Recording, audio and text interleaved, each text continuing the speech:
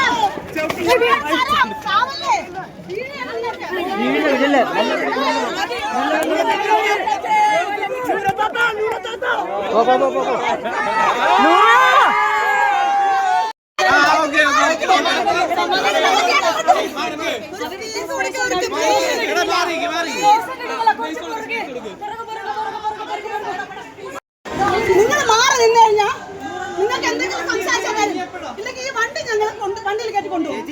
ഒന്ന് മാറി നിൽക്ക്.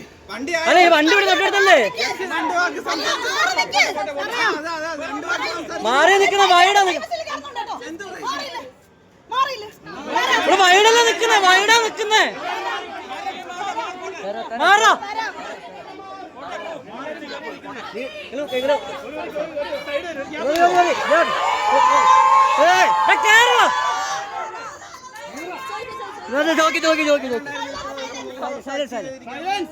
അടിപൊളിയായിട്ടുണ്ടായിരുന്നു. അടിപൊളി എക്സ്പീരിയൻസ്, ഒരു രക്ഷയില്ല. ഇത് നിങ്ങൾ x-ray എടുക്കാണോ?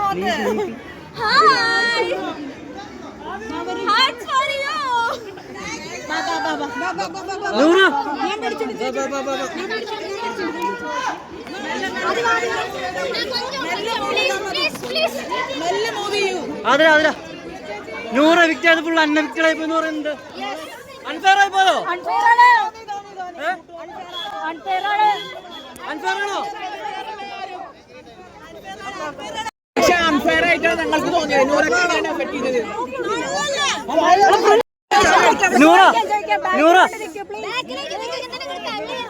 Noora ticket finale Noora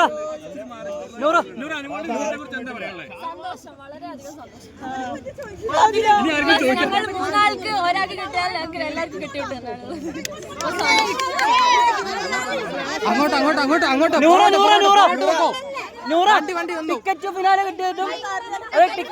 ticket finale കിട്ടിയിട്ടും ലാസ്റ്റ് ഡേയിലെ വിക്റ്റായല്ലോ, അത് ഭയങ്കര അൺഫെയർ ആയി പറയുന്നുണ്ട്. പറഞ്ഞിട്ട് പോക്കണോ?